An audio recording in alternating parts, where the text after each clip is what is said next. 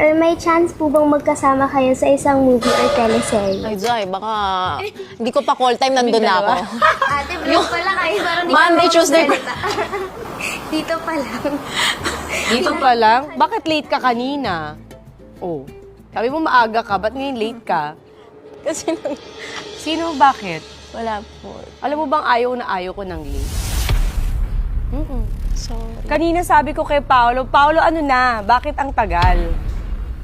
Bakit ka late? Kasi, brother. Ayoko na nga gawin to eh.